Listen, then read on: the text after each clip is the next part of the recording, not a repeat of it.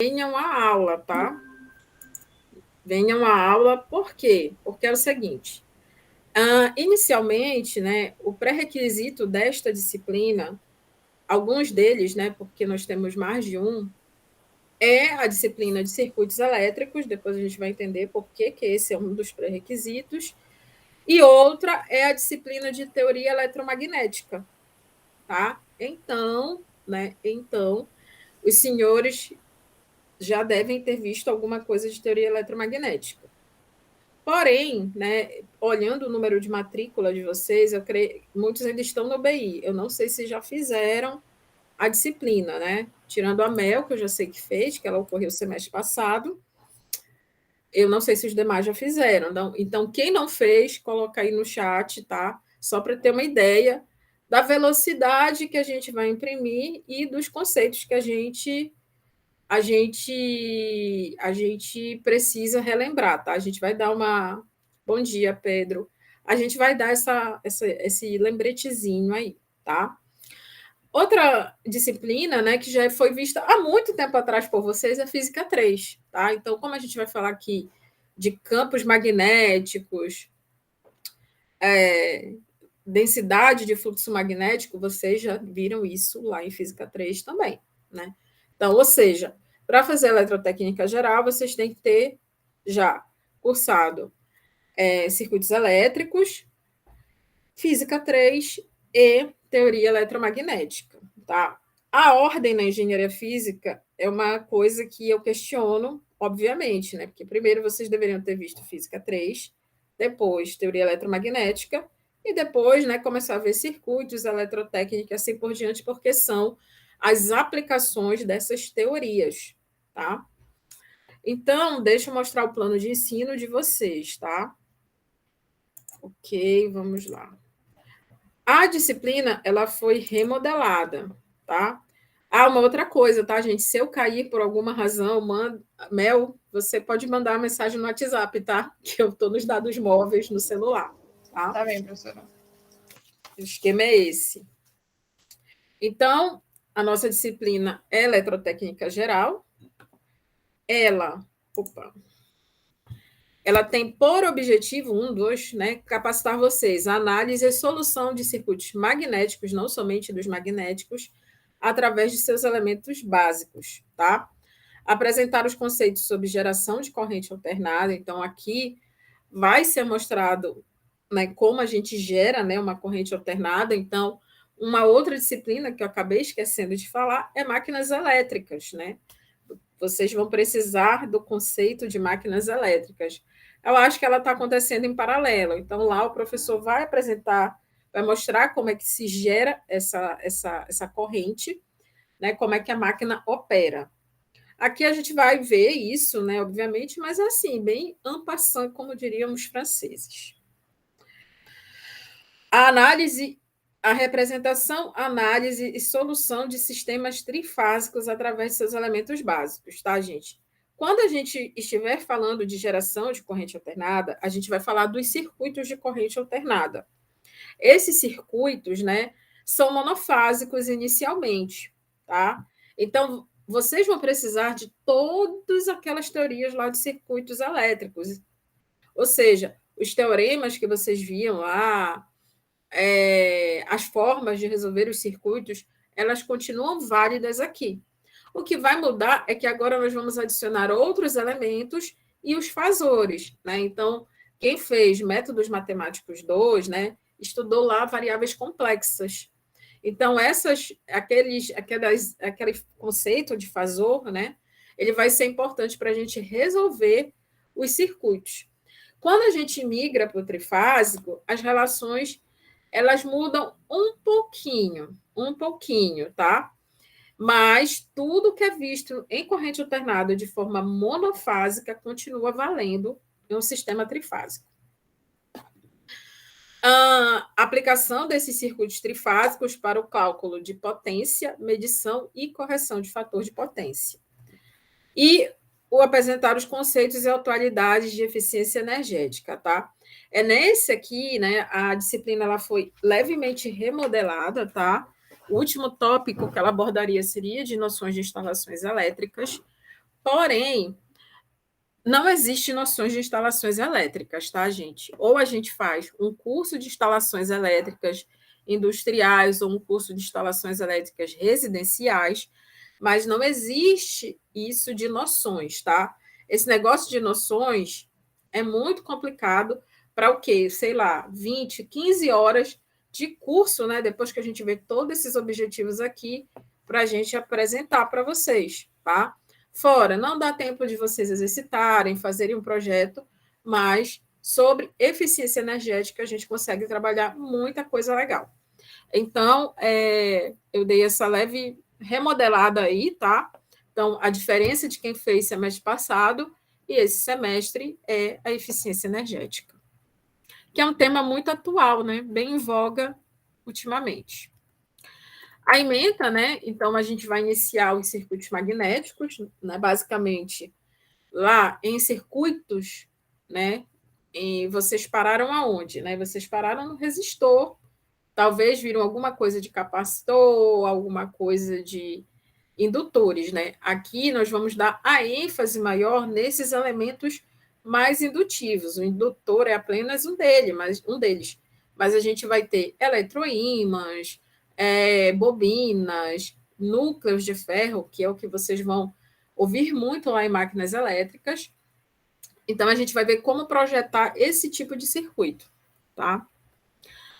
A produção de tensão trifásica, né? A gente vai começar pela produção de corrente alternada e dali por diante, né? Circuitos trifásicos, tantos equilibrados e desequilibrados, né? O equilibrado, ele é o caso ideal, que não acontece rotineiramente numa instalação elétrica, e o desequilibrado é aquilo que a gente realmente vive, né? Ou seja, o equilibrado é sempre a exceção. Então, a gente começa a vir pela exceção para depois ir para aquilo que é de fato regra. Potência de cargas trifásicas, porque nós temos que medir essa potência, então a gente vai estudar, né, ver a concepção dos elementos de medição, tá? Correção do fator de potência, que já é uma, vamos dizer assim, uma ação de eficiência energética, e que existem muitos equipamentos no mercado que possibilitam, né, essa correção, ou seja, deixar a instalação operando num ponto em que você esteja eliminando, né, os desperdícios, né, diminuindo os desperdícios e eliminando as perdas, tá? E eficiência energética, tá? Então a gente vai relembrar, né, pegar umas aulas do Aldo ali sobre sustentabilidade, vamos falar da eficiência energética em alguns equipamentos, enfim, a gente vai mostrar, né, como dentro do setor elétrico você consegue ter eficiência energética, tá? E a metodologia, né, são 32 aulas expositivas, né, a gente tem um tempo bem melhor, né, do que foi para o semestre passado. O semestre passado, os alunos foi bem corrido, bem pesado e bem intenso, né? Vocês também viveram isso lá em outras disciplinas. E como é que eu posso dizer para vocês? Nós não temos um feriado, né? Na nossa disciplina, que acontece às segundas e quartas. Então, o que acontece? Vamos ter todas essas aulas expositivas e até o dia 17, né? Vamos ter um intervalo aí, que é o recesso, de 17 de dezembro até o dia 3 de janeiro, tá? Então, a gente para, se eu não me engano, a nossa aula no dia 15. No dia 15 de dezembro, tá? Então, e aí de lá a gente continua, vai ter um tempo, provavelmente vocês vão ter alguma atividade natalina para fazer, tá? As aulas são de aproximadamente 2 horas de duração, né? Começam às 8 da manhã e terminam às 9h40, tá? A fim de cada tópico, não exatamente de cada tópico, tá, gente? Porque esse aqui é texto padrão de toda disciplina. Eu vou passar uma atividade, né? Então, em circuitos magnéticos vai ter uma atividade, lá em corrente alternada vai ter uma atividade. Quando chega em trifásico, eu junto 2 conteúdos e vocês vão fazer uma atividade, tá? E assim por diante. Essas atividades, assim, vão ser utilizadas para avaliar a frequência de vocês. Então, para eu considerar que vocês vieram para a aula, né? Eu espero que vocês façam as atividades, tá? Então, é com isso que eu digo, ok, esse aluno veio para a aula nessa disciplina. Além disso, né, as nossas aulas elas vão ser gravadas, tá? Então, quando finalizar, né, a gravação, eu vou disponibilizar elas no YouTube, tá? E elas vão ter, né, vão ficar disponíveis para vocês por 7 dias, tá? Então, não adianta querer a vir, né, a não vir para a aula, vou assistir a aula gravada e achar que a aula vai estar disponível o tempo todo. Não vai funcionar assim, senão vocês vão se argolar. É uma maneira de eu ajudar vocês a terem um pouquinho de disciplina, tá? Então, todas as aulas vão ficar disponíveis para os senhores por 7 dias. Vão ser realizadas 6 aulas de exercício, tá? Então, vão ter alguns dias aqui que a gente não vai ter conteúdo, as plenas resolução de exercício. E, inclusive, eu vou colocar para vocês a aula de exercício da turma passada, tá? É mais um reforço, né, de resolução de exercício para vocês poderem fazer o trabalho de vocês, a atividade de vocês, tá? Todas as comunicações oficiais serão via SIGA, tá? Então, no geral, a plataforma para mim é para registrar a aula, para que vocês tenham o convite da aula, gravação e tudo mais. Não é o meio de comunicação oficial, tá? O link, né, da turma está aí, né? Depois eu vou mandar esses slides de apresentação. Eu também faço nos 2 lugares, no SIGAI, tanto no Google Education, eu coloco o material da aula, né? Quando eu encerro o capítulo, a lista de exercício, eu coloco tudo lá, tá? Então, eu coloco. Apesar da atividade ir no Google Forms, ela também vai em PDF lá para o SIGA, tá? Então, isso aí também fica disponível para quem só olha um das 2 plataformas, tá?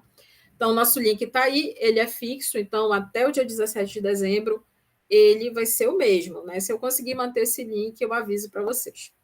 Mas acho que eu consigo, sim. E, como eu falei, né, as aulas serão gravadas e disponibilizadas no YouTube por esse período de 7 dias, tá? Então, assim que, por exemplo, esta aula acabar, eu vou lá, vou dizer para você, vou carregar o vídeo para o YouTube e vou dizer que ela está lá disponível para vocês, tá bom? Tudo tranquilo até aí? Sim, professora. Então, no total, serão 4 atividades. Por que eu coloquei 4, gente?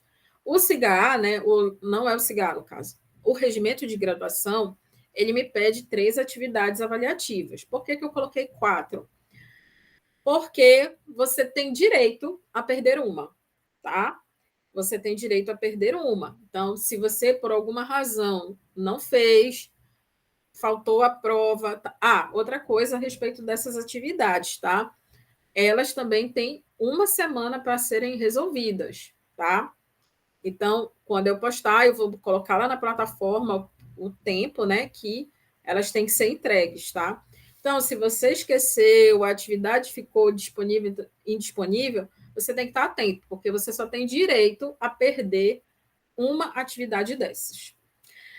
Tá, se você decidir fazer todas as atividades, tá? Eu vou excluir aquela que tem a menor nota, tá? Então, isso aqui está gravado e acertado entre a gente, prova cabal. Fez todas as atividades, eu excluo a menor nota. E você tem o direito a perder uma delas, tá? As atividades serão questionários ou projetos, tá? E tudo isso é feito no Google Forms, então, quem já fez disciplina comigo, ou talvez até com outro professor, eu deixo lá o campo, né, para vocês carregarem a resposta de vocês no formulário, né? Aquela clássica, bater a foto, converter em PDF, para facilitar, tá? E sempre pelo formulário, gente. Não adianta vocês me mandarem nada por e-mail, tá? Mandou por e-mail é 0 automático. Fiquem atentos aos formulários, tá? E para estar aprovado, né, no caso, se você entregou todas as atividades, aqui está errado, né, eu vou dividir por 3, vou excluir a menor nota e dividir por 3, ou, né, se você entregou 3 atividades, eu vou dividir por 3 também. Tranquilo até aí? Tá bom essa forma de avaliação? Vocês têm? Professora. Tá, né? Aqui, essa disciplina, por exemplo, diferente de PDS, quem for fazer PDS lá, o tratamento é um pouco diferente, tá? Essa aqui não, é uma disciplina de projeto, de resolução de exercício, tá? Então, não adianta eu querer picar muitas atividades para vocês, por quê? Porque fica difícil de corrigir no final, tá? E também, como é uma disciplina de 60 horas, dá para abordar, né, tudo que a gente tem em 3 ou 4 atividades. Tá? Então, esse aqui é a nosso procedimento de avaliação. No Google Education vão ser disponibilizados os questionários, né? Repetindo. Materiais de apoio, por exemplo, eu posso carregar alguma tabela,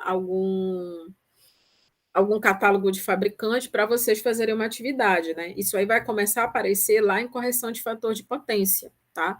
Então, eu vou carregar catálogos de equipamentos mesmo para vocês selecionarem equipamentos para corrigir um fator de potência, por exemplo. Uma tabela do Inmetro para vocês escolherem qual é uma geladeira que é boa para a gente comprar, tá? Então, são esses tipos de materiais, além de provas, etc. As aulas gravadas também vão estar lá, né? Mas eu prefiro fazer no YouTube, né? Porque é mais fácil do que está entrando. E quando vocês entram na minha plataforma, o meu celular me avisa que alguém entrou lá para pegar o material. Eu não vejo o que vocês digitam no chat, tá? Então vocês têm que abrir o microfone para me perguntar alguma coisa. Então superem a timidez de vocês, tá? E aí a gente começa a entrar num detalhamento maior da nossa semente. Então, aqui a gente vai ter os circuitos magnéticos. Então, basicamente, a gente vai fazer aqui, ó. Bom, vamos voltar só um pouquinho. Até aqui, tá? A gente vai fazer uma revisão de teoria eletromagnética e de física 3, tá? Então, a gente vai entrar, né, relembrar esses conceitos aí. Para alguns pode ser bastante maçante, mas são coisas que vão servir de base para quando a gente entrar aqui em circuitos magnéticos e materiais ferromagnéticos, que eu também creio que vocês já viram lá em alguma dessas físicas. Vocês lembram qual física vocês viram os materiais?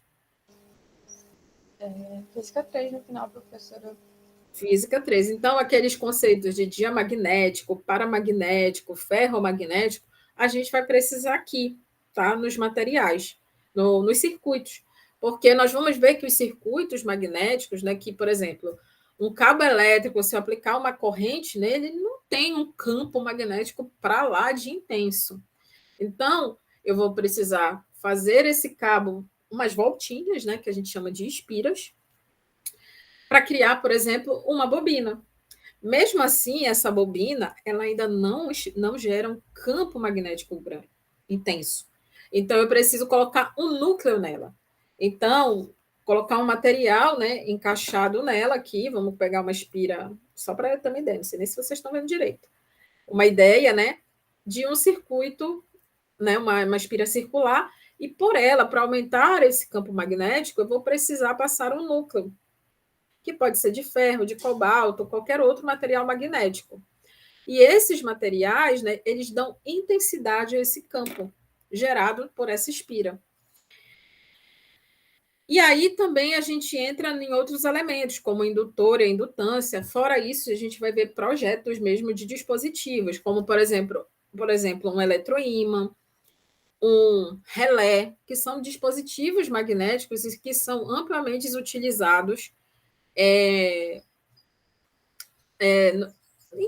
vários circuitos, né, em várias aplicações de eletricidade.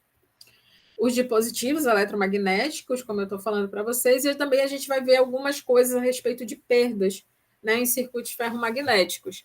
Isso aí é muito interessante para o estudo de transformadores. Lá vocês vão ver, por exemplo, que lá em máquinas, que é uma máquina estática, né? Temos as máquinas estáticas e as máquinas girantes.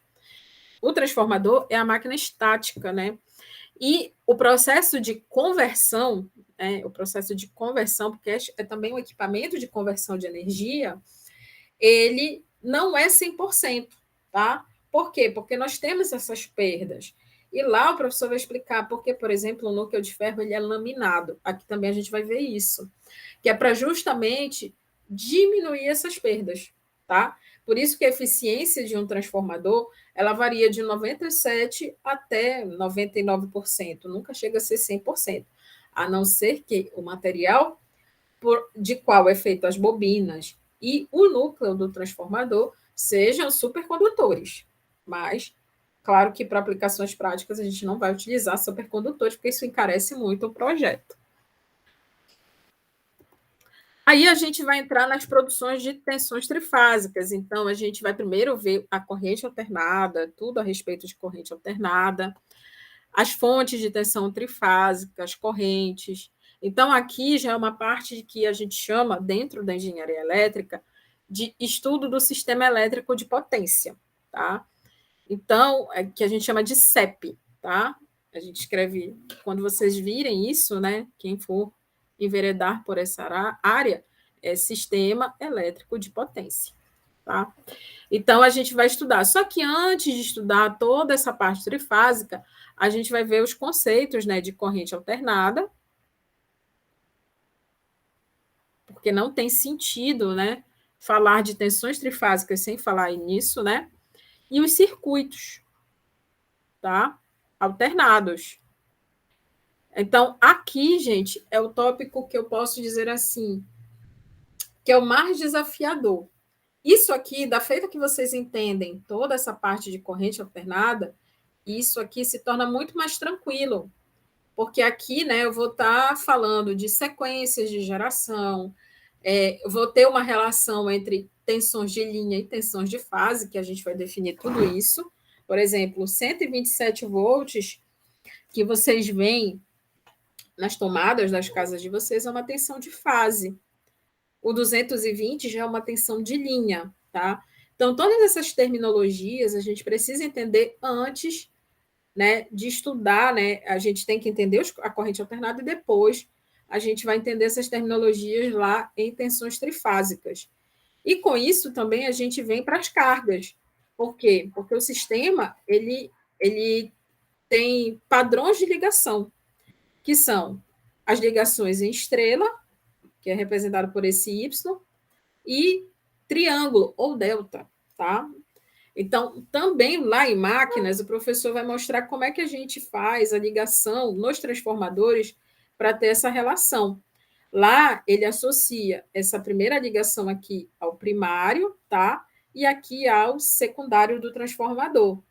Ou seja, se for um transformador abaixador, aqui, vamos dizer, vulgarmente falando, seria a alta tensão, que é o primário, e a baixa tensão seria o secundário, tá? Então, existem várias maneiras de ligação. Uma é a estrela triângulo, a estrela estrela, triângulo triângulo, que é um tipo de ligação especial, não é usado no nosso comumente pelo sistema elétrico, diferente dessas duas aqui, tá? E a triângulo estrela. Além disso, as transformações, ou seja, você pode ter uma carga em estrela e você quer transformar para triângulo, tá? Isso pode acontecer como uma restrição de projeto, tá? Então, imagina se vocês estão num navio, né? Navio não tem terra, tá? Não tem aterramento. Como é que a gente vai fazer?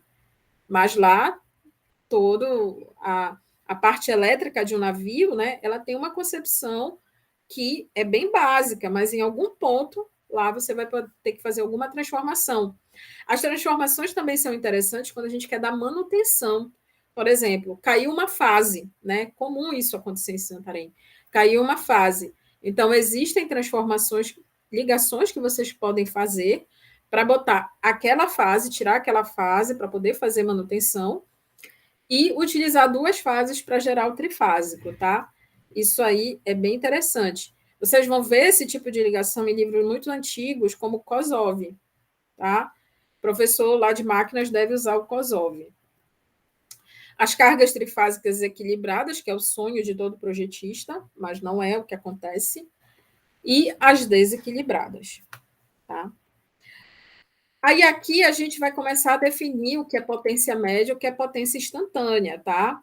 Então, Lá em circuitos, o professor, quando ele definiu as variáveis que se estudam em circuito, ele definiu isso aqui, né?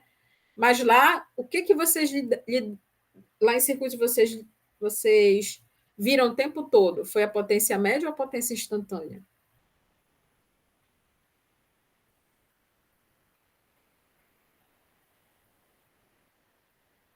Instantânea. Lá em circuitos, quando o professor ele começa a mostrar as variáveis, né? Ele vai mostrar resistência, tensão, corrente, potência. Vocês viam qual a potência? Qual era a potência que vocês estudavam lá? A média ou a instantânea? Instantânea. Instantânea, isso mesmo. Então, um conhecimento vocês já trazem, que é o de potência instantânea. Só que agora a gente vai falar, nesse tópico aí, vai se falar de potência trifásica. Os nossos circuitos são alternados, né? Aí, se vocês lembrarem da forma de uma senoide, vocês vão dizer: pera lá, professora, quando eu somar esses ciclos aqui, né? Isso aqui vai dar zero. Não tem potência nesse sinal, né? Quem lembrar da fórmula da potência instantânea, tá? Lembrem-se que ela é uma integral, tá? A raiz de uma integral. Mas a corrente alternada, ela tem uma potência média. E aí a gente vai entender por que que existe essa potência média, tá? Qual é o significado físico dela para a gente, tá bom? A máxima transferência de potência, a gente vai ver também. O valor eficaz, tá? Então, que é o valor que a gente vê aí nas tomadas, 127 volts, é o valor eficaz, tá? Potência aparente e fator de potência, tá? Ou seja, potência média é aquela que vira trabalho, né? Aquela que a gente utiliza. E o que acontece com aquela que a gente não utiliza? Ela é uma potência reativa. E isso decorre por quê? Porque no sistema elétrico eu não tenho somente cargas resistivas. Eu vou ter cargas indutivas, né? Na sua grande maioria, tá? A gente não. A gente tem a ideia de carga capacitiva, mas é para reduzir o efeito indutivo, tá? E tem uma potência aparente, que é aquela potência que não gera completamente trabalho. E essa potência aparente e potência média, como é que se diz? Elas têm uma relação que é definida pelo fator de potência. Então, o fator de potência ele vai me dizer quanto dessa energia, dessa potência aparente vira de fato potência média. Então, tudo isso lá a gente vai ver no item 4. Potência complexa, tá? Que é um outro conceito, é bem abstrato, mas é utilizado para a gente. Conservação de energia, tá? Que é no caso já indo lá para a correção do fator de potência e algumas aplicações, tá? A medição, né, de potência trifásica, então, existem métodos para medir, eu tenho o método de 3 watímetros, de 2 watímetros, tá? São os métodos utilizados aí nos nossos medidores de energia, tá? Então, a gente vai estudar, vai entender como é que é o processamento desse cálculo, tá? Entre os medidores. A correção do fator de potência, a gente vai fazer essa correção do fator de potência depois de ter visto cargas trifásicas, tá? Não é porque não possa fazer monofásico, tá, gente? Não é. Mas não é interessante, tá? Não tem muito sentido prático. Então, a gente faz isso em cargas trifásicas, tanto equilibradas quanto desequilibradas. O fato de estar equilibrado não significa que todas as variáveis, né? Fator de potência, potência complexa, vão estar show de bola, né? A gente vai aprender aqui que existe uma resolução no Brasil que diz que o fator de potência ideal para uma instalação é 0,92. Só que o agrupamento dessas cargas indutivas no sistema elétrico, às vezes vão deixar um fator de potência em torno de 0,8. Então, o objetivo é sair do 0,8 para o 0,92, que é justamente a correção do fator de potência, tá? E como a gente faz isso? Pelos bancos de capacitores, que a gente vai estudar, né? Aliás, existem vários meios, né? Depende muito de onde você vai fazer esta correção, porque também A correção, ela, para ser efetiva, ela pode ser feita em vários pontos do sistema elétrico. Então, ela pode ser feita na alta tensão, pode ser feita na média tensão, ela pode ser feita na baixa tensão e ela pode ser feita localmente na carga, que é o que acontece, por exemplo, com os motores, né? Os motores, eles são acionados por inversores de frequência, que vocês vão ver lá em máquinas, tá? E a gente coloca um banco de capacitor, porque a gente sabe que o inversor, ele é uma carga microprocessada, ele vai injetar microprocessada, entendam no seguinte, não é microprocessada no sentido de microcontrolador, microcomputacional, tá? Existe um chaveamento, tá? As chaves semicondutoras, elas precisam de um leve pulso para começar o seu chaveamento, para poder dar a partida naquele motor, né? A ideia é que esse inversor, ele faça uma partida suave, tá? Tanto é que alguns são chamados de software starter, tá? Então, esse chaveamento, ele é feito em microsegundos. Aí você imagina uma coisa chaveando microsegundos, quanto de, vamos assim dizer, de instabilidade isso pode causar numa forma de onda de corrente. Quando esses microchaveamentos eles se juntam, né, eles produzem um fenômeno chamado distorções harmônicas. Essas distorções harmônicas, elas aumentam a, como é que se diz? O efeito reativo, né, que o motor, né, está causando naquela instalação. Então, a gente coloca um banco de capacitor localmente dentro do quadro de acionamento do motor para que já seja feita essa correção, né? Quem assistiu o evento na semana passada, uma das primeiras palestras, ele mostrou os motores, né? Que os motores têm alta eficiência e alto rendimento. Mas ele diz assim: olha, é muito legal, a tecnologia evoluiu, mas não quer dizer que você tenha uma qualidade de energia melhor, tá? Isso daí é uma coisa que a gente vai ver, por exemplo, qualidade da energia elétrica, eu vou mostrar para vocês lá em eficiência energética, tá? Então, o nosso objetivo com a correção do fator de potência é garantir a qualidade da energia elétrica. E isso é de responsabilidade tanto da concessionária quanto do consumidor. A aplicação de filtros passivos e ativos, que é uma outra técnica de correção de fator de potência, tá? Com as suas especificações e recomendações. E vamos falar um pouquinho de distorções harmônicas, tá? Porque elas trazem um prejuízo a alguns equipamentos elétricos. E aqui, eficiência energética, tá? Então, aqui a gente vai mostrar, né, o panorama de consumo de energia elétrica, onde todos vocês já sabem que nosso maior consumidor é a indústria, né? Então, as ações de eficiência energética, elas sempre têm o foco à indústria. Os selos Procese e o Plano Brasileiro de Eficiência, tá? A eficiência energética em motores e iluminação, tá? Cogeração e aproveitamento de energético, por exemplo, né?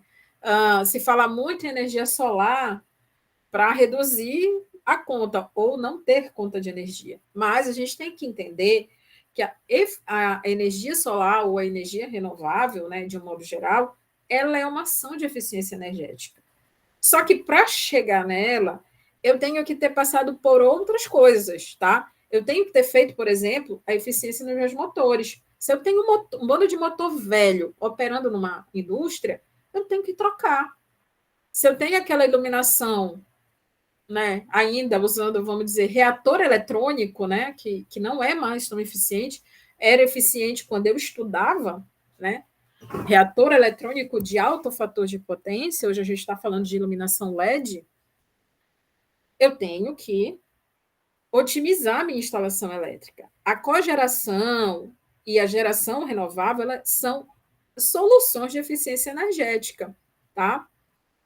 Assim como o aproveitamento de algumas coisas. Por exemplo, se eu tenho ar comprimido, eu posso gerar energia com ar comprimido. Se eu tenho lá a minha produção de vapor, eu posso utilizar o vapor para gerar energia, tá? Refrigeração e ar-condicionado, né? Uma coisa que enche o saco aqui na região. Então, eu acho interessante vocês terem uma ideia do que vocês podem fazer, tá? Nessa área. Os acionamentos eletroeletrônicos, lá o professor ele vai mostrar, né, como funciona. Tá? Ele vai dizer para vocês o que é uma partida direta, uma partida compensada. Isso são acionamentos elétricos, tá? Aí no eletrônico ele vai falar de inversores, de conversores, das chaves. Então, aqui a gente vai ver como a gente pode fazer eficiência energética com esses acionamentos que vocês vão ver lá em máquinas.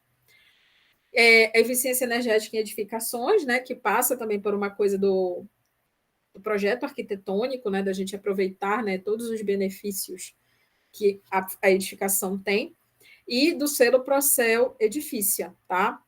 Vamos falar um pouquinho de sistemas de bombeamento e ventilação, medição e verificação da eficiência energética, o papel da manutenção e da automação, né? A gente hoje em dia vê falar aí, né? Vocês têm até uma egressa de vocês que abriu uma empresa em automação residencial, mas isso aí, gente, é uma outra ação de eficiência energética, né? Eu posso utilizar a automação para trazer eficiência energética, tá? Então, a gente também precisa lembrar que a automação é uma outra ação, tirando o modelo comportamental e as energias renováveis, tá? E o gerenciamento pelo lado da demanda, tá? Então, gente, eu preferi trazer nesse último tópico um tema mais atual para vocês, tá? Porque, do ponto de vista de mercado, né, eu acho que é muito interessante vocês serem consultores em eficiência energética, tá?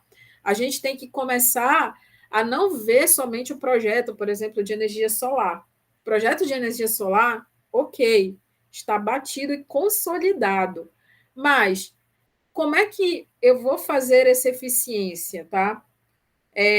Uma pessoa estava me contando, né, só para a gente fechar aqui, né, essa parte de eficiência, que foi pedir, né, para fazer uma avaliação de uma empresa aí de energia solar, e só porque o telhado dele não permitia, a empresa disse, olha, não tem como, teu telhado não permite. Tá? Isso não é resposta que um engenheiro ou um consultor, mesmo que ele esteja vendendo, ele dê. Ele tem que apresentar solução para o cliente. Se não dá para fazer tudo, se não dá para modificar telhado, você tem que pensar. Você não pode perder o cliente. Tá? Então, está faltando ainda, né, na prática das empresas, eu não sei, não conheço todas as empresas, tá? Mas na dessa aí, faltou aquela coisa de dizer, vamos pensar um pouco e apresentar uma proposta para o cliente, tá? E é uma área interessante para se atuar, como consultor de eficiência energética, tá? E para isso não precisa de CREA, tá? Nada a ver, é só mesmo para vocês. Por quê? Porque existe oportunidade de trabalho em vários ramos. Temos aqui a engenharia elétrica, temos aqui a engenharia mecânica, mais mecânica, pessoal daqui que gosta de automação, até para arquiteto tem oportunidade. Então, engenheiro de materiais, se você for pensar em materiais que deixem a refrigeração. Desculpa, gente, eu tenho um gato e ela é medrosa, tá? Desculpa, ela está vendo uma pessoa estranha, aí ela está me avisando que tem uma pessoa estranha. Então, existe oportunidade para diversos segmentos dentro da área da engenharia, tá? Você tem apenas que escolher o seu. A bibliografia, né, a gente tem, ela está setorizada, tá, gente? Então, a gente tem aqui, nessa parte de circuitos magnéticos, qualquer livro que trabalhe com eletromagnetismo, tipo o Sádico, o Krauss eu gosto muito, ele é um livro bem antigo, eu acho que para quem quer ser um projetista na área de eletromagnetismo ou quem quer trabalhar com materiais magnéticos, eu indico muito esse livro, ele já tem quase, tem mais de 30 anos, mas ele é muito rico, né, na análise física mesmo dos efeitos magnéticos e eletromagnéticos. Ele é bem completo, ele começa lá desde estática e ele vai até antenas. Quando a gente entrar na parte alternada, nós já iremos para os livros de circuitos, tá? Então, tem o Nilson Heider, eu acho que tem na biblioteca da UFOPA, e o Dorf, né? Nosso amigão Dorf lá, desde circuitos elétricos, tá? Quando nós entrarmos em sistemas elétricos de potência, o livro adotado vai ser o Mohan. E na parte de eficiência energética, eu tinha esse livro faz muito tempo. Ele é bem antigo, talvez alguns conceitos hoje já não existam mais, porque a tecnologia evoluiu, lógico, mas ele é um livro muito bom para a parte inicial de eficiência energética. Inclusive, eu vou tentar ver se a gente pode baixar ele do site da própria Eletrobras, tá? Então, por exemplo, a Eletrobras, ela tem muito material interessante sobre a parte de eficiência energética e ela disponibiliza, por exemplo, os relatórios anuais das ações de eficiência energética em vários segmentos, na indústria, na universidade e por aí vai. Tá? Aqui, né, o Bollerstedt é outra opção, os fundamentos de circuitos elétricos do Johnson, tá? E o Hélio Creder, tá? O Hélio Creder é um livro de instalações elétricas que eu digo para quem faz engenharia civil, tá?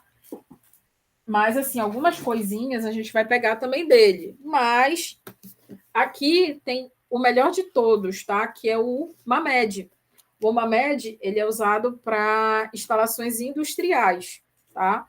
Então, inclusive, até eu pedi, né, para essa disciplina, eu até pedi a compra desse livro, porque a gente não tem ele na biblioteca. Ele já está na 9ª edição, a minha aqui é a 6ª. Eu acho que eu tenho um outro aqui emprestado da 7ª. Tá? Então, ele é um livro bem completo e ele mostra todos os passos, né, para a gente fazer um projeto de uma instalação industrial, desde a sua subestação até lá a última tomada que a gente for projetar na instalação industrial. Entendido, jovens? O que a gente vai ver? Sim, senhora, professora. Tá tranquilo assim? Ficou bom com essa alteração de tirar instalações elétricas da vida de vocês e ir para uma coisa mais assim de eficiência energética? Vocês concordam ou discordam?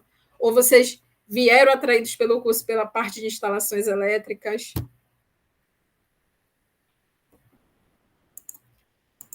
Respondam aí se está tudo ok para vocês. Tá sim, professora. Por mim tá ótimo, professora. Tá ok. Então, bom dia, Nicole. Então, vamos começar. Bom dia. Né? Vamos começar. Agora, episódio 1. Aqui. Vamos começar. Deixa eu tirar, descompartilhar esse aqui, para a gente compartilhar a próxima.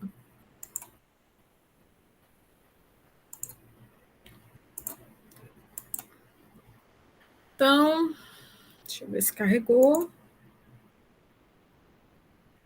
Esse efeito sonoro vai ficar muito lindo do gato miando.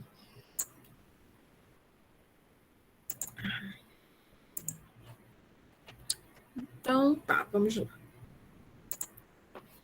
Então, aqui é a nossa unidade 1, circuitos magnéticos, tá? Então, vamos lá. Deixa eu pegar aqui o meu roteiro, tá? Então, uma área interessante para vocês atuarem como engenheiros físicos, né? E até mesmo engenheiros eletricistas atuam nessa área, é no eletromagnetismo, tá? Então, é uma carreira, tá, gente? Antes de mais nada, projetar transformadores, projetar dispositivos eletromagnéticos é uma carreira muito valorizada, tá? Hoje em dia, com o avanço, né, da ciência dos materiais, vocês imaginam quantos materiais são interessantes, estão sendo criados aí, e que podem, né, ser utilizados em dispositivos eletromagnéticos, né? Eu lembro que há quase 20 anos atrás, eu estudei no local que eles estavam lidando com ligas amorfas para construir núcleos de transformadores, né? Deve ter sido um sucesso, né? Mas, claro, obviamente que deve ter tido todo um trabalho da ciência dos materiais a ponto de um engenheiro eletricista ou até mesmo de um físico ver que é possível, né? Que era possível criar transformadores melhores com aquele material, né? E o que é o eletromagnetismo, né? Claro que vocês já estão cansados de saber, mas vamos relembrar, né? É um ramo da engenharia elétrica ou da física, tá? Então, nós, né, dizendo como o professor Carlos Célio fala, né? Engenheiro eletricista é um palumpa da física, né? Então, físicos e engenheiros eletricistas lidam com a análise e a aplicação de campos elétricos e magnéticos. E nisso, né, a gente tem o maior exemplo de todos, que é os circuitos elétricos. Então, a teoria de circuitos elétricos, entendam, teoria de circuitos elétricos não foi só aquilo que vocês viram em circuitos elétricos, tá? Engloba tudo. Circuitos elétricos contínuos e alternados é uma aplicação do eletromagnetismo que trabalha em baixas frequências, né? Então, se vocês pegarem lá aquela figura célebre lá das faixas de frequência, vocês vão ver aonde operam os circuitos elétricos, né? Isso a gente chama de restrição, né? Quando a gente vai falar de eletromagnetismo, a gente cria, né, pontos de operação para se trabalhar, porque quem já fez a disciplina de teoria sabe que ela é bem complexa, né?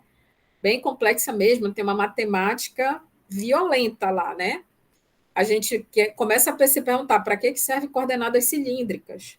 Lá na teoria eletromagnética tem um sentido, né, as coordenadas cilíndricas.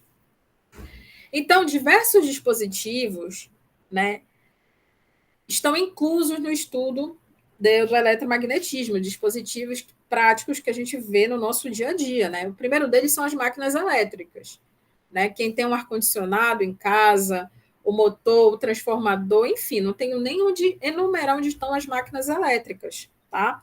Estão na automação, estão na energia elétrica, estão na geração de energia, ou seja, estão em todos os lugares. Um outro dispositivo eletromagnético é o nosso grande, ou seja, eu digo que depois de uma máquina de lavar é o cara que a gente tem que ter em casa, é um micro-ondas, tá? Então,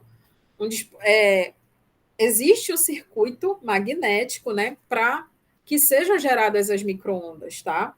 Então, tirando toda essa parte de controle de temperatura, tempo, o design do micro-ondas, por onde ele vai eliminar a água, né, que ele extrai, né, porque vocês já estudaram micro-ondas, senhores? Sim, professora. Já, né? Viram micro-ondas lá em teoria, né? Então, existe dentro do micro-ondas, do aparelho micro-ondas, um gerador de micro-ondas, tá? Então, esse gerador de micro-ondas, ele é um circuito eletromagnético, magnético, na verdade, que trabalha em micro-ondas, em uma frequência bem alta, tá? Um outro exemplo são as antenas, né? As antenas também são dispositivos eletromagnéticos, tá? E as antenas, elas são formadas por indutores, por capacitores, que têm uma impedância. Futuramente a gente vai ver o conceito de impedância, que é representado por essa letra Z aqui, tá? Z bem aqui, tá? Então, lá em teoria eletromagnética, vocês devem ter visto também um pouco de antenas, tá? Ou seja, algumas coisas do sistema elétrico são estudadas de forma bem ampla, como micro-ondas, antenas e linhas de transmissão, tá? São estudadas, né, em teoria eletromagnética, tá? Quando depois a gente se dedica ao estudo desses itens separadamente, né, aí você vai estudar antenas de uma forma separada, aí você vai ver propagação de antenas. Quando você vai estudar micro-ondas, você vai ver outros efeitos lá, outros dispositivos, e as linhas de transmissão, elas podem ser estudadas tanto do ponto de vista das baixas frequências, quando a gente está falando da linha de transmissão que a gente conhece, que a gente vê, né? Aquela com aqueles cabos, com torres e tudo mais, como as linhas de transmissão em altas frequências, tá? Ou em elevadíssimas frequências, que são os circuitos integrados, tá? Tudo isso aqui são pontos de operação que a gente estuda dentro da teoria eletromagnética, tá? Também você pode ter o bioeletromagnetismo, que é importante para você projetar os equipamentos, né, que vão para a saúde, né? Eu estava até lendo ontem, eu ia trazer o mapa do bioeletromagnetismo, porque ele tem uma leve divisão ali, né? Então, aqui, eles chamam de o bioeletromagnetismo para medição, tá? Que é quando você, né, por exemplo, projeta um equipamento de ressonância magnética, tá? Então, você vai ter o magneto, tá? Que é o ímã, tá? E as bobinas, né? Que vão gerar, né? Essas bobinas, elas operam em radiofrequência, tá?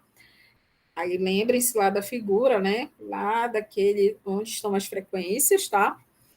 E aí, né, esse sinal de radiofrequência, ele é capaz de medir, né, aquilo, né, que está se investigando através da ressonância magnética, tá? Então, é mais um exemplo de como essa área de dispositivos eletromagnéticos ela é importante e o porquê que a gente estuda ela aqui, né, dentro de eletrotécnica ou dentro de um curso de engenharia elétrica, tá? E a levitação magnética, tá? Que é, por exemplo, né, eu devia ter trazido uma coisa mais interessante, que é, por exemplo, o trem-bala, né? O trem-bala, ele é um dispositivo, né, cujos circuitos magnéticos eles causam, né, uma levitação magnética, fazendo com que o trem se locomova, tá? O mais rápido possível. Mas também, por exemplo, nós temos os ímãs, né, que são utilizados nessas indústrias de fundição, né? Principalmente aquela fundição que trabalha com restos metálicos, tá? Então, eles precisam transportar, né, esse resto metálico para o forno para que seja derretido. E tudo isso é feito pela levitação magnética. Nesse caso aqui, a gente tem um ímã poderoso, né, que vai ser excitado por uma corrente elétrica, tá? Fazendo com que haja, né, por aproximação, a levitação dos materiais magnéticos que vão ser usados lá na fundição.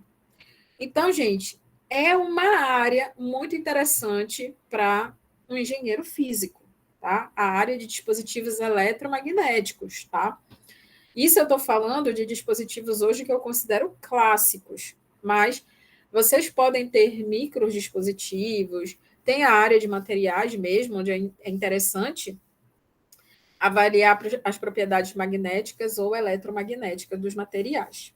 Só lembrando, né, que teoria eletromagnética, não sei, né, eu sou uma fã, né, sou suspeita para falar, é uma das disciplinas mais difíceis que eu considero, né? Mas eu gosto, particularmente eu gosto. Mas quem não viu ou quem já viu pode dizer que é uma das mais difíceis, né? Por quê? Porque o fenômeno eletromagnético, ele é abstrato. Acho que o professor já deu algumas indicações para vocês disso, que ele é bem abstrato, né? E invisível ainda por cima. Então, é muito complicado, né? Você lidar com aquilo que é abstrato e invisível. Então, por isso que a matemática, para, vamos dizer assim, dar forma ao fenômeno eletromagnético, ela é tão complexa, tá? Tranquilos até aí? Vocês entenderam por que vocês precisam estudar essa parte? Sim, professora. Ou seja, é uma aplicação tecnológica da disciplina de teoria eletromagnética, né? Tá? Então, seguiremos. Qual é o objetivo de circuitos? É definir os termos utilizados no magnetismo. Então, assim, quem já viu teoria vai achar maçante, quem já viu física 3 também, mas eu vou fazer essa lembrança, por quê? Porque o que a gente vai precisar para, enfim, chegar na parte de circuitos magnéticos mesmo, que é a partir do indutor, a gente precisa relembrar os conceitos lá de campo magnético, densidade de fluxo magnético, lembrar o que é um ímã permanente, o que é um eletroímã e assim por diante. Explicar, né, a operação de vários dispositivos magnéticos, estabelecer a lei de Faraday para indução eletromagnética, vai ser importante, porque vocês têm uma outra disciplina tecnológica lá que vai mostrar a conversão de energia, que é máquinas elétricas. E ela tem como base a lei de Faraday para a indução eletromagnética. Então, a gente vai relembrar esses conceitos aqui. Listar fatores que afetam a força de um eletroímã, tá? Nosso objetivo é projetar eletroímãs, indutores, relés e assim por diante. A regra da mão esquerda, né, para a gente poder indicar a polaridade, tá? A polaridade. Descrever a parte construtiva dos dispositivos e definir termos como magnetismo residual, permeabilidade, retentividade, saturação magnética e força magnetizante, né? Eu creio que vocês estudaram isso lá em teoria, né? E tinha uma figura, né, que parece uma folha, né? Algo bem assim, tá? Que lembra para a gente uma coisa chamada o fenômeno de esterese. Então, a gente vai ter que lembrar aqui, porque na hora que a gente for falar de dispositivo, de circuito, principalmente do eletroímã, a gente vai ver que a intensidade de um campo ela está relacionada justamente com esse poder que o material tem de manter o seu magnetismo, tá? E descrever o domínio da teoria do magnetismo, tá? Ou seja, a gente vai falar aqui do domínio da teoria do magnetismo, que é justamente falar dessas curvas de magnetização que estão lá nesse domínio. Então, ou seja, vamos começar, né? Lá das disciplinas, tanto de teoria quanto de física 3, vocês lembram que os campos eles podem ser microscópicos, onde uma corrente flui por um circuito com dimensões atomicamente pequenas, né? E nisso aí a gente pode citar o elétron, né? Então, isso aqui é uma maneira de entender um campo microscópico, tá?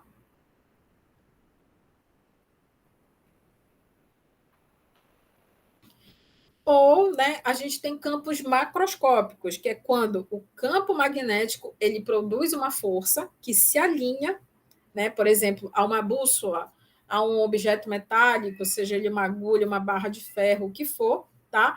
E produz um torque, tá? Então, quando a gente está falando de magnetismo, a gente está falando dessas duas identidades de campos microscópicos, quando você passa a corrente por um condutor, ou um elétron, um circuito infinitesimal, tá? E de macroscópico, quando a gente quer fazer a conversão de energia.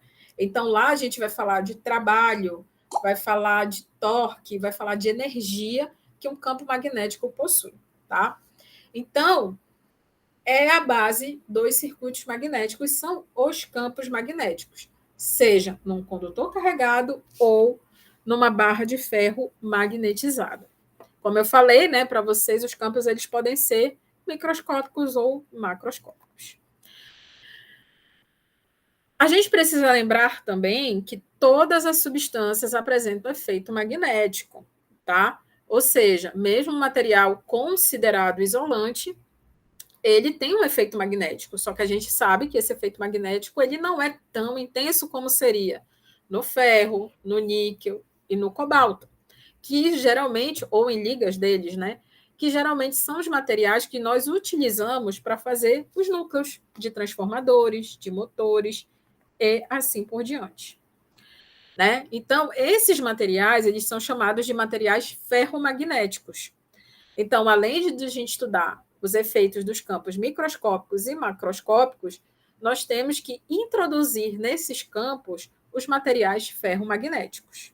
Né? E isso aí, né, e esse efeito, né, ele é equivalente a gente ter um ímã em miniatura que atua como um dipolo magnético. Tá? Então, quando a gente for falar de materiais ferromagnéticos, a gente vai ver que os materiais, né, a orientação do dipolo magnético deles é como se fosse um mini ímã. Tá? E aí, eles combinados, todos esses elementos combinados, por exemplo, numa barra de ferro, eles vão ter um campo magnético bastante intenso. Tá? Então, daqui por diante, quando a gente for relembrar coisas do eletromagnetismo e da teoria eletromagnética, a gente vai dividir, né, eles nos estudos dos campos microscópicos e dos campos macroscópicos, tá? Então, esse início da disciplina é dividido para fazer esse lembrete, tá? Para a gente relembrar todas as variáveis envolvidas antes da gente projetar um circuito magnético, tá? Então, a gente vai começar relembrando o que é um ímã permanente, tá? Que faz parte dos campos microscópicos, tá? Então, se a gente for lembrar de um campo, a gente precisa lembrar o seguinte, que um campo magnético estático, ele pode ser originado por uma corrente constante ou por um ímã permanente. Certo, senhores? Certo. Então, o que acontece com o ímã permanente, né? Primeiramente, os ímãs são feitos de ferro, cobalto, níquel ou ligas deles, né? Ele precisa ser feito de material ferromagnético. Por mais que eu quebre um ímã, né? O que vai acontecer com os polos deles? Eles se mantêm, tá? Então, os ímãs, né? Eles possuem em suas extremidades polos, que eu chamo de polo norte, e polo sul, tá? Esses polos, eles sempre andam em pares, tá? Não existe ímã só com polo norte, ímã só com polo sul, tá? Sempre andam em partes. Se eu quebrar um ímã em N partes, eu ainda vou ter polos nortes e polos sul, tá? Então, ou seja, os polos de um ímã não podem ser isolados. Os polos magnéticos, né, eles vão sempre ser indicados nas extremidades. E é muito semelhante ao que a gente tem lá em corrente contínua, né? Que a gente tem o polo positivo e o polo negativo, tá? É uma outra coisa que a gente tem que guardar em mente. Quando a gente está falando de corrente contínua, nós estamos falando de polos negativos e polos positivos, tá? Quando a gente estiver lá e eu vou relembrar vocês disso, em corrente alternada, nós vamos falar de fase e neutro, tá? Ninguém me diga que uma corrente alternada tem polo positivo e negativo, tá? É fase e neutro, tá? E para observar, né, e a gente consegue observar através dos ímãs os fenômenos de atração ou repulsão, usando-se de malha de ferro, né, que sempre vão indicar as linhas de campo, tá?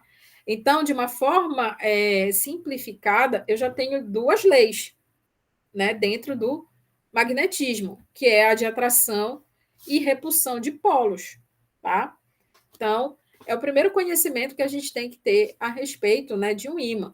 Todos esses conceitos, né, por exemplo, um motor, né, no gerador, quando eu for gerar lá a corrente alternada, eu vou ter dentro desse gerador um núcleo de ferro que vai se comportar como um ímã. Ele vai ter polo norte e polo sul, tá? Então, todos esses conceitos, essa ideia de atração e repulsão, ela vai ser interessante, porque uma hora a minha corrente vai estar no sentido e o meu ímã lá, o meu núcleo de ferro, vai estar em outro. E isso vai fazer com que eu tenha lá na minha forma de onda um sinal, né? O eixo positivo e a parte negativa da minha senoide, tá? Então, tá aqui, né? Quando eu uso uma malha de ferro para identificar, né, o meu ímã, né, para identificar os polos do meu ímã e ver, né, o que está acontecendo, se está havendo atração ou repulsão, né, eu uso a limalha de ferro. E com isso são gerados as linhas de campo, tá? Então, eu consigo.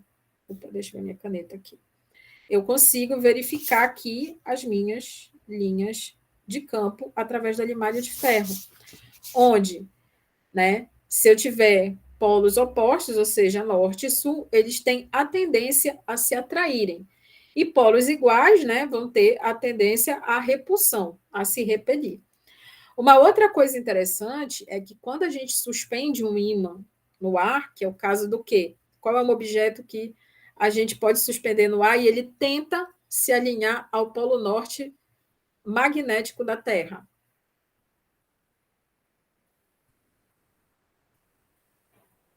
Que objeto é esse?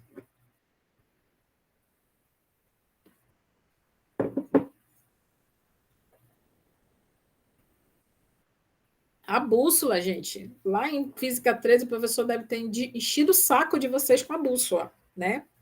Então, por exemplo, a bússola, né? Ela tende, né? Se você suspender ela no ar, ela tende a se alinhar ao polo norte da Terra. Por quê? Porque os polos da Terra eles funcionam como se fosse um grande ímã, né? Então, tudo tem aquela tendência a se alinhar de acordo com os polos magnéticos geográficos, né, da Terra, tá? Então, essa aqui é uma lembrança básica a respeito dos nossos ímãs permanentes, que são uma fonte primária de campos magnéticos, tá? Como a gente falou, né, as linhas elas podem ser deduzidas a partir da limalha de ferro, né? Então, assim, se eu tenho dois ímãs muito próximos, né, muito distantes que eu diga, a força de atração ou de repulsão, ela é menor, né? E eu digo que este tipo de ímã ele é chamado de barra magnética. Então, a gente tem o ímã mesmo, aquele ímã que vocês conhecem, que tem alguns tem na geladeira em casa, mas também nós vamos ter as barras magnéticas, que é justamente o que existem nas máquinas elétricas, tá? Então, lá na máquina elétrica, eu tenho uma barra magnética, tá? Então, temos aqui as nossas linhas de força, né? E as direções delas. Por exemplo, aqui eu tenho aqui a atração, tá? O efeito de atração. Vejam como as linhas de campo se comportam, né? E aqui a repulsão, tá? As linhas de forças, né, no material devido ao campo magnético, elas produzem um fluxo magnético que a gente chama de B, né? Que é denominado de B, ou densidade magnética. A gente vai ver lá na frente toda a definição, como é que a gente calcula essa densidade magnética, e ela vai ser muito importante para a produção dos circuitos, tá? Então, tudo isso aqui que eu estou lembrando para vocês são as variáveis que nós vamos utilizar daqui para frente. Claro, né, a gente tem que começar pelas fontes de campos magnéticos. Então, ou seja, as linhas de fluxo, elas nunca se cruzam, elas formam uma trajetória fechada, tá? Depois a gente vai ver qual é o sentido de ter essas trajetórias fechadas. E percebam, né? Elas têm uma trajetória fechada que não tem começo e nem fim, né? E isso vai dar origem a uma expressão que envolve este cara aqui dentro de uma superfície fechada, tá? Que é justamente a expressão da densidade de fluxo magnético, tá? Quando as linhas estão próximas, o campo magnético é mais intenso. Então, a gente pode perceber aqui nessa figura que aqui, ó, onde eu tenho uma concentração maior aqui, ó, o meu B, ele é mais intenso, meu H, na verdade, é mais intenso. Caso contrário, né, a gente, né, quanto mais distante, né, a gente vai ter um campo magnético um pouco mais fraco. E o campo magnético, ele vai ser sempre mais intenso próximo aos polos. Então, até aí, nenhuma novidade, né?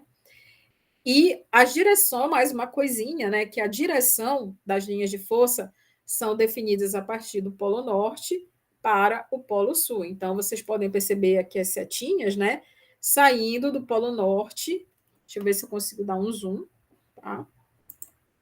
Ó, saindo do Polo Norte para o Polo Sul, né? Então, é mais uma característica do funcionamento dos ímãs permanentes. Tranquilo até aí, gente? Sim, professora. Agora pode acontecer o seguinte, e é o que vai acontecer na maioria dos dispositivos que a gente vai ver aqui, né? Que é quando, dentro desse campo magnético, eu insiro, por exemplo, um pedaço de ferro, tá? Ou seja, esse material ele também vai formar um par de polos magnéticos, tá? E que vão o quê? Distorcer ou melhorar as minhas linhas de fluxo, tá? Então, percebam, eu inseri bem aqui um pedacinho de ferro, tá? Então, ele vai, olha, ele deu uma distorcida aqui, né? Ele mudou o formato das minhas linhas de fluxo, tá? Isso aqui é um fenômeno, tá, gente? chamado de polos induzidos. Tá? Quando nós fazemos isso, nós temos polos induzidos. Tá? E eles têm influência nas linhas de fluxo. E eles podem tanto atrair como repelir outros polos, né, do ímã. Tá? Então, ou seja, aqui não tem nenhuma indicação, né, mas houve um aumento, pode ter sido um aumento de intensidade nesse ponto aqui. Tá? Por que a gente precisa entender esses polos induzidos? Como eu falei para vocês, dentro de uma máquina elétrica ou de qualquer dispositivo magnético, nós temos a bobina. A bobina ela não tem, por si só, uma elevada capacidade de produzir um campo magnético. Então, eu preciso intensificar este campo magnético. E uma das maneiras é colocar o material ferromagnético. Então, quando eu coloco esse material ferromagnético em torno dessa bobina, ou próximo da bobina, eu induzo polos, que tem por objetivo em mudar, né, o fluxo magnético, tá? E existem também casos em que eles vão fazer com que o fluxo fique mais disperso, tá? Isso é um outro tema que a gente vai ver aqui, mas vão permitir, né, que a gente tenha, né, um fluxo magnético mais intenso, um campo magnético intenso. Por exemplo, quem já estudou eletrônica, vocês já viram circuitos com transformadores em eletrônica? Vou escrever bem aqui. Eu não lembro de ter visto, professora. Tá, então, vamos colocar máquinas. Entenda. Lá em máquinas elétricas, tá? Que é o único dispositivo magnético que a gente não vai falar aqui, tá? O símbolo dele é esse aqui, tá? Que é a representação de duas bobinas, tá? Realmente, na prática, essas bobinas elas existem, tá? Essa representação não é só para fins didáticos, tá? E eu vou ter um fluxo aqui, ó. Eu vou ter um fluxo φ, tá? Um fluxo, depois a gente vai definir aqui, dado pelo primário do transformador. E vou ter um fluxo aqui dado pelo secundário do transformador, que eu vou chamar de φ2. Só que vai surgir, né, vai ser induzido um terceiro fluxo, que é o resultado do quê? Da interação entre a bobina do primário e a bobina do secundário. E isso aqui a gente chama de fluxo mútuo, tá? Que é um φm, tá? Então, ou seja, quem bolou o transformador pensou assim, não, cara, uma bobina só não vai produzir um campo magnético intenso. Não vai. Mas se eu aproximar outra bobina dela, aí o campo pode melhorar, né? Por quê? Porque os efeitos, na verdade, são sentidos aqui em φm. É φm que faz a transferência de energia do primário para o secundário. E lá em máquinas, o professor vai explicar, né, como magneticamente é feito isso. E, inclusive, né, as indutâncias envolvidas, né? Apesar que a gente vai ver indutância aqui, a gente vai ver indutância mútua, tá? Ele vai explicar também como é que essa transferência de energia acontece dentro da máquina, tá? É só para vocês terem uma ideia que não acontece só com os ímãs, tá? Acontece com as bobinas, tá? Se eu aproximar uma bobina da outra, eu vou também alterar, vou distorcer o meu fluxo magnético, nas minhas linhas de fluxo. Deixa eu controlar a hora aqui, tá? Ainda temos uns 10, 15 minutos ainda. Tá? Um imã, né, que vocês conhecem, eu botei a foto do nosso maior engenheiro, tá? Creio. Eu tenho colegas que escolheram fazer engenharia por causa desse cara aqui, tá? Que são os ímãs de ferradura, né? Que são vistos nos desenhos animados, né? Eles são semelhantes aos ímãs de barra, tá? São semelhantes a esses ímãs aqui, tá? Mas por que a gente dá esse formato de ferradura, tá? Porque quando você cria a ferradura, você está aproximando os polos. Lembra que eu falei que os polos, quanto mais próximo, mais intenso é o campo? Então, a ideia dos ímãs de ferradura é que eles dão essa força ao campo, tá? Porque os polos magnéticos eles estão próximos. Então, Deixa eu pegar uma outra cor de caneta, tá? Então, o meu fluxo magnético vai estar todo concentrado aqui, ó, aqui na pontinha. Tanto é que ele consegue aqui atrair, né, esse barril de dinamite, né? Não é muito inteligente, mas ele consegue atrair esse barril de dinamite. Por quê? Porque o Polo Norte e o Polo Sul, eles estão próximos e a intensidade de campo ela é mais concentrada na ponta do ímã, tá? Então, vocês vão ver que alguns dispositivos de eletricidade, eles usam núcleos em formatos, né, eletroímãs, em formatos de E, entendeu? Ou seja, eu vou ter, por exemplo, as máquinas elétricas, elas usam em forma de E, em forma de I, tá? Um I mesmo, um Izinho, tá? Em forma de U, tá? Então, são formatos que a gente dá para os ímãs, tá? Para que a gente sempre possa ter um campo magnético intenso.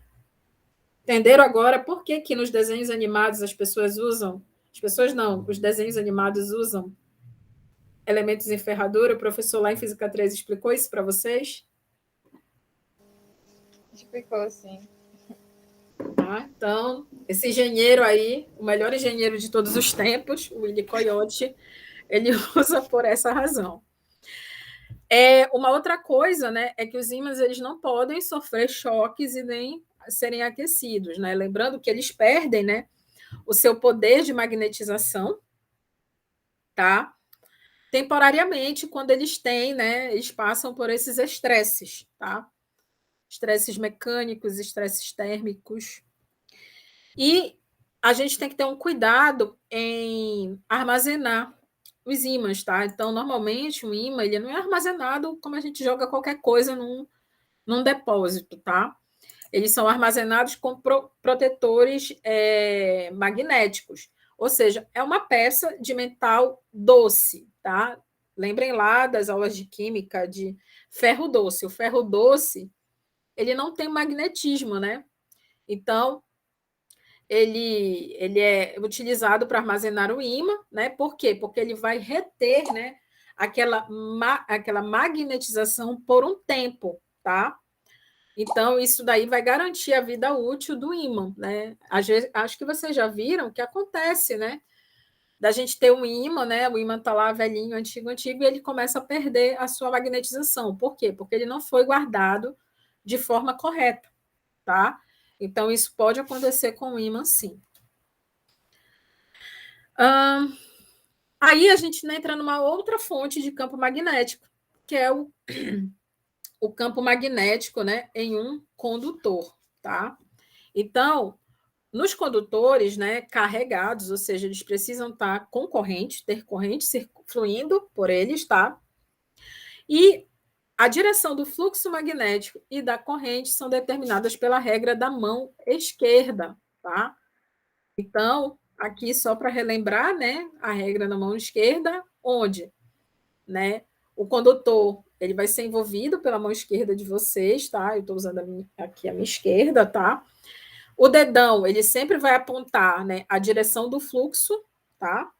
Meu dedãozinho aqui, ó, sempre apontando a direção do fluxo, tá? E por onde, né? E os dedos que vão envolver o condutor indicam a direção das linhas de fluxo, tá? Então, a gente precisa, né, desses elementos, né, determinar a direção da corrente e do fluxo magnético para saber, por exemplo, se o campo ele está entrando ou está saindo do condutor ou da superfície, né? E lá, né, a gente tem a regra da mão direita, que é, para mim, a pior de todas, né? É mais difícil ainda, né? Então, no caso aqui, a gente não vai utilizar a regra da mão direita, a gente vai utilizar a regra da mão esquerda, apesar de que lá na ementa de vocês tinha a regra da mão direita, tá? Aí aqui, né, a gente pode ver, né, como é o comportamento, né, se a gente fizer um corte nesse condutor e olhar ele de cima, né, a gente consegue ver como é o comportamento desse campo, tá? Então, né, se a gente fizer, como é que se diz? se a gente fizer esse corte e observar ele, tipo fazer uma vista, né, uma vista frontal assim do meu condutor, eu vou perceber o seguinte, né, que a corrente, né, eu posso ver para onde a corrente está fluindo, né? Nesse caso, né, a corrente ela flui em direção a você, se você estiver olhando do mesmo jeito que eu estou vendo aqui, né, ela está fluindo para você, e isso significa que ela está entrando ou saindo?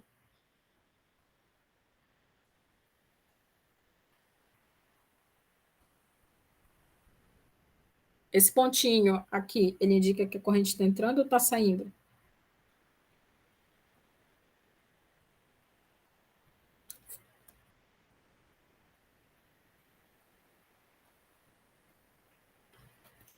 Está entrando, né, gente? O X sempre vai indicar que está saindo, tá? Então, ou seja, se vocês forem olhar essa vista frontal aqui, significa que a corrente está indo em direção a vocês. Vocês estão observando a corrente vir até vocês. Vamos fechar os olhos e abstrair, tá? Nesse sentido, tá? E, né, a gente vê, né, a direção, né, das linhas de fluxo, que nesse caso elas estão no sentido horário, tá? Então, né, se a corrente mudar de direção, o fluxo magnético também vai mudar de direção, tá? Que é o que acontece aqui na letra D, tá? Então, ou seja, se a corrente ela sai, né? Ela sai do condutor, eu consigo ver que as minhas linhas de fluxo elas mudam de sentido, porque minha corrente também mudou de sentido, né? E quando eu aproximo uma bússola, né, do condutor, a agulha dessa bússola ela vai sempre se aproximar tangencialmente das linhas de força, né? Então, uma maneira de eu saber se aquele elemento, se esse condutor ele está magnetizado, é aproximar, por exemplo, uma bússola perto dele, né? Ela nunca vai apontar o condutor, tá? Ela sempre vai ser tangencial às linhas de fluxo. E se a minha corrente fluir, né, em direção oposta, né, a essa aqui, também a agulha, né, a agulha da minha bússola, ela vai inverter a polaridade, tá? Então, é só para a gente lembrar os conceitos, né? Primeiro, essas terminologias, né, campo entrando e campo saindo, né, orientação, né, que o campo, né, as linhas de fluxo, elas têm um sentido, tá? Que esse sentido sempre está casado junto com a corrente, tá? Então, são coisas que a gente também precisa lembrar na hora de fazer um dispositivo, tá? Aí vocês podem me perguntar, professora, qual é a consequência se eu não lembrar isso na hora de fazer o meu dispositivo? Ele pode não acionar, ele pode não funcionar, ele pode aquecer demais, tá? Então, existe uma série de consequências quando você não lida, né, não lembra desses fatores, tá? Então, são mais alguns lembretes lá de eletromagnetismo que a gente tem que ter.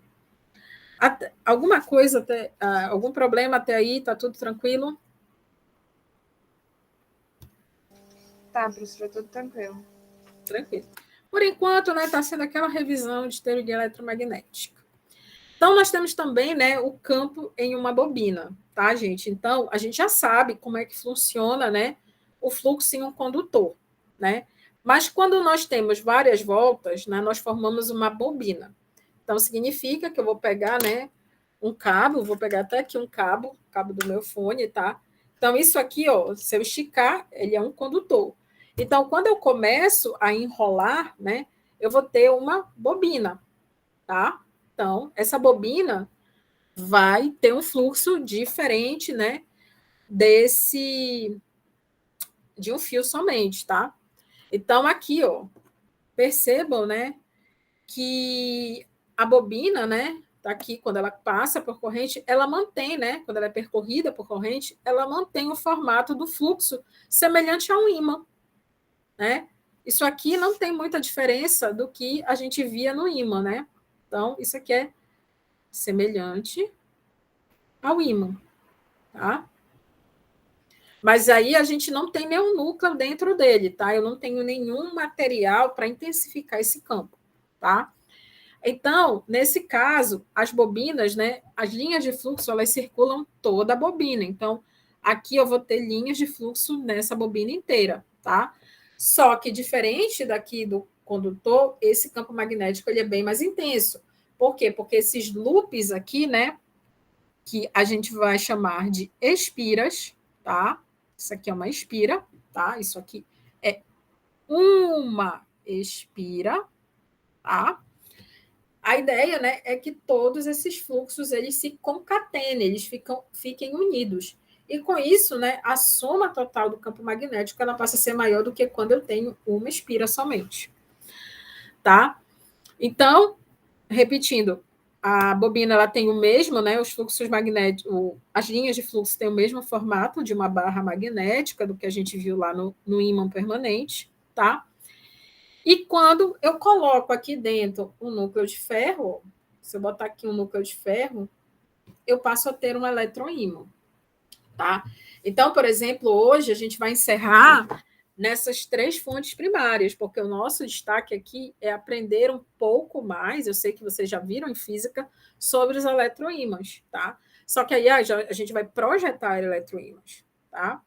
Então, quando eu colocar esse núcleo de ferro aí, eu vou ter um campo muito mais intenso. E passo a chamar minha bobina de eletroímã.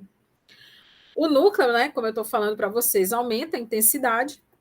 Opa! E aumenta a intensidade, tá? Então, hoje a gente encerra aqui, né? Nós já vimos as 3 primeiras fontes primárias de campo magnético. E na próxima aula a gente vai começar a relembrar as leis, tá? Como, por exemplo, a lei de Biot-Savart, tá? Então, a gente vai começar a estudar as condições de contorno, tá? Que envolvem esses materiais. Tranquilo, gente? Foi boa a aula de hoje. Sim, professora.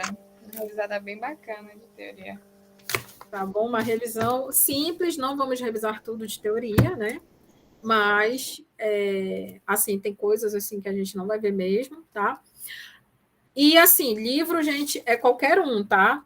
Tem muitos livros de eletromagnetismo bom para estudar essa parte. Livros de circuitos também abordam circuitos magnéticos, mas eles já começam numa parte bem mais simples, tá? Mas vocês também podem utilizar, por exemplo, o Boylestad tem um capítulo totalmente dedicado a circuitos magnéticos. E lá, se vocês derem uma olhada, não é tão difícil quanto parece, tá? Só que aqui é um curso de engenharia física, então a gente tem que ir um pouquinho mais aprofundado, tá bom? Então, desejo a vocês um bom dia de aula ainda aí, que tem por vir, bom feriado, e nós nos vemos na quarta-feira no mesmo horário, tá bom? Tá bem, professora, até quarta-feira. Bom feriado Até. para você também. Tchau, tchau. Tchau, tchau. Bom dia. Bom dia.